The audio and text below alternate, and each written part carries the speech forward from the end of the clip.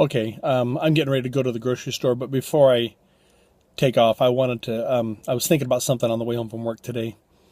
And, as a teacher, we often deal with a term called mastery level.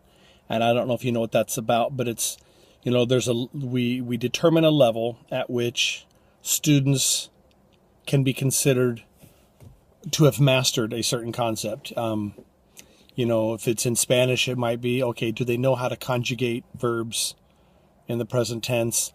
What level, what kind of score would they need to get on a test to show that they've mastered that concept? In other words, do they need to get 100%, or is it 95%, or 70 or something? So usually there's a mastery level.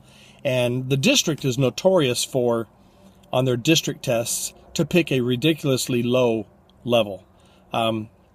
But I often wonder about that idea, and I'm not talking about just in class, but I think there are different mastery levels in life, and I often tell my students when there's something really, really important in Spanish, the pronunciation of a certain word, I will tell them the mastery level of this is like crossing the street. For example, if you were to take a test on how to cross the street successfully, what kind of level, is 80% good enough? Is 90% good enough? I first I start off by asking them, okay, what's a good mastery level for things? And I don't bring up the crossing the street. And then I say, okay, so there's got to be different levels for different things. And then I bring up the crossing the street. And I said, is 80% good enough? If there's 10 people and only 8 are successful at crossing the street without getting killed, is that good enough?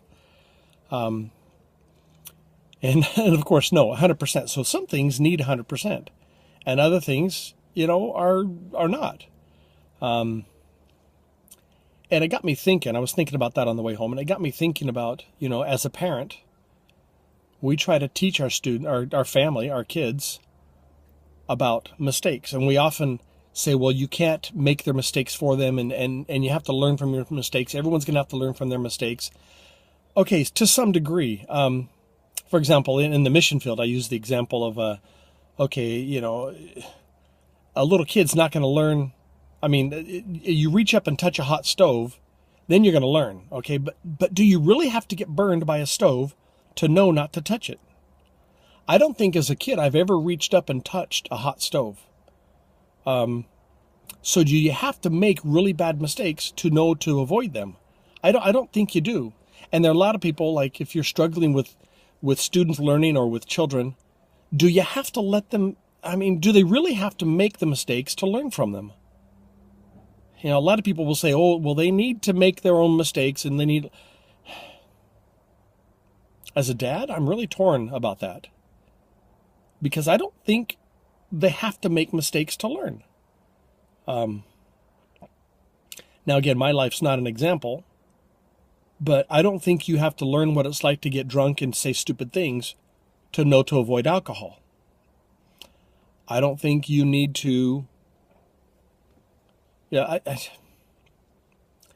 And then, what's mastery level?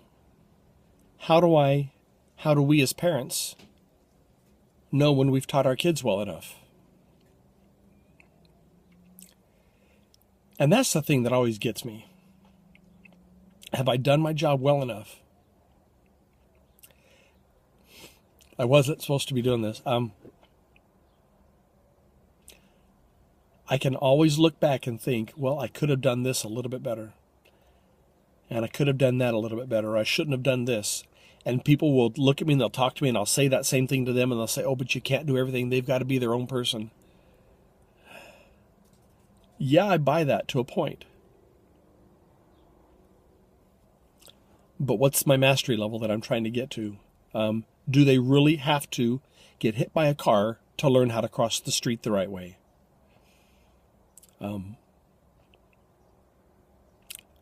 I'm struggling with that. But anyway, that's today's ramble. I'll talk to you tomorrow.